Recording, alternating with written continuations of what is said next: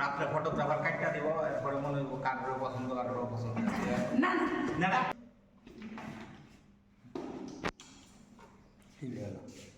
কতজন মেয়ে পোলিং এজেন্টের দায়িত্ব পালন করেছে আমরা দেখেছি।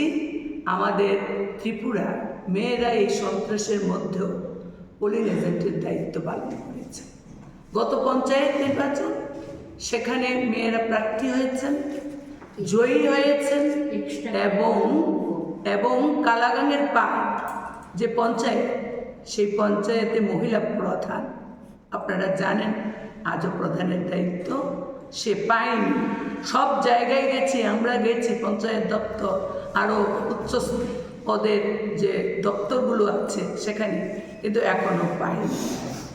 এই গত সম্মেলনের পর মৌলিক যে বিষয়গুলো, তারপর গণতান্ত্রিক ব্যবস্থায় নারীদের যে অধিকার, আমরা বলেছিলাম নারী সংরক্ষণ বিল, এটা নির্বাচনী ভাওতা।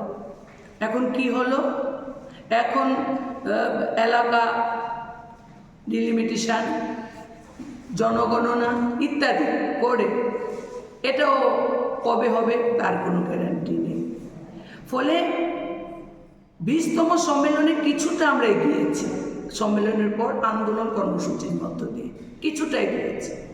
এবারকার সম্মেলনে আমাদের আওয়াজ থাকবে কি? থাকবে আমাদের আওয়াজ থাকবে সাম্রাজ্যবাদের বিরুদ্ধে লড়াই, বিচ্ছিন্নতাবাদের বিরুদ্ধে লড়াই, সাম্প্রদায়িকতার বিরুদ্ধে সংগ্রাম এবং নারীদের রাজনৈতিক, অর্থনৈতিক, সামাজিক এবং সাংস্কৃতিক ক্ষেত্রে তাদের যে অধিকার, তাকে পুনঃপ্রতিষ্ঠা, সাহসে ভর করে, অত্যাচারকে মোকাবেলা করে সংগঠনকে আরও বেশি শক্তিশালী করার আহ্বান নিয়েই আমরা অগ্রসর হব।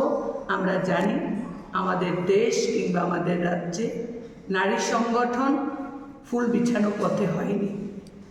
নারী সংগঠন শুরু হয়েছে কুমারী মধুতি রূপশ্রীর রক্তে। 21তম রাজ্য সম্মেলনে আমি স্যালুট করছি কুমারী মধুতি রূপশ্রীকে, যারা তাদের রক্তের বিনিময়ে ত্রিপুরায় নারী আন্দোলনকে শক্তিশালী করেছেন। তাদের পথ ধরে এগোচ্ছি। আমরা আশা করছি আপনারা প্রকাশ্য সমাবেশে থাকবেন। যদি সম্ভব হয় আমরা একটা সেশন আপনাদের জন্য আমরা উন্মুক্ত রাখবো। ইনার সেশনে আমরা আপনাদের জানাবো